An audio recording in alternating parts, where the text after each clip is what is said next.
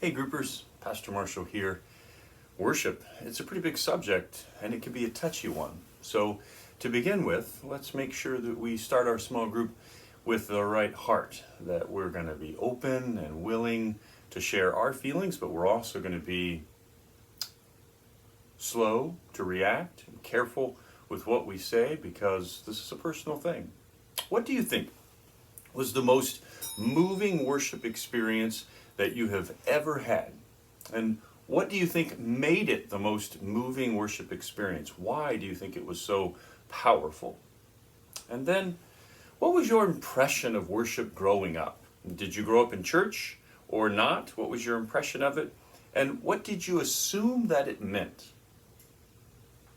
What do you think of the idea that you could worship anywhere and it wouldn't matter if you were inside or outside, if the music was traditional or contemporary, if there were instruments, if there weren't instruments? What do you think that would be like? What do you think the idea that you could worship no matter what? What kinds of things would harm your worship? What kinds of things would prevent you from focusing God and getting in a posture of worship or having a worship experience? Why would those things prevent you, thwart your worship? What do you think of this idea that worship leads to fear more than it leads to joy or peace? And what do you think of the idea that worship defines itself as to kiss towards, to kiss the ring of the King? What do you think of that idea? How does that make you feel? How do you feel about different postures in worship? How do you feel about standing versus sitting, sitting versus kneeling? How do you feel about arms raised or not arms raised? How do you feel about eyes closed or eyes open? And what do each of these postures, what do they symbolize to you? What do they mean to you personally? And then our story, of course, we look at Moses and the tabernacle, the end of Exodus. Where did Moses get these tabernacle patterns from? Where did he get this pattern for the tabernacle from? And what does that mean? And then when God came and entered the tabernacle, how come Moses couldn't enter the tabernacle anymore? And what does that mean?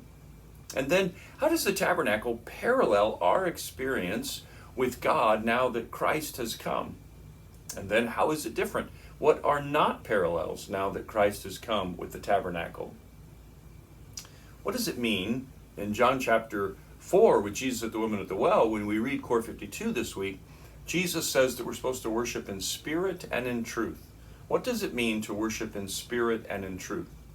What would it mean if one of those things were missing? Could you just worship in the spirit and not in truth? Could you just worship in truth and not in spirit?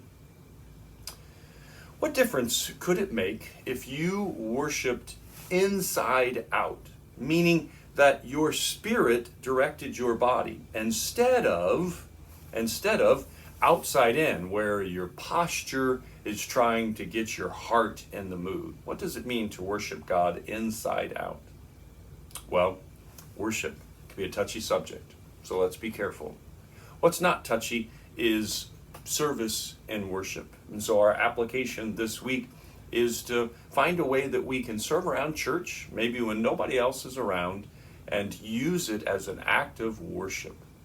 Well, I hope you have a great group. Look forward to seeing you next week for communion and for our Seder. We're going to have folks from Israel that are going to be leading us through the Passover meal. God bless.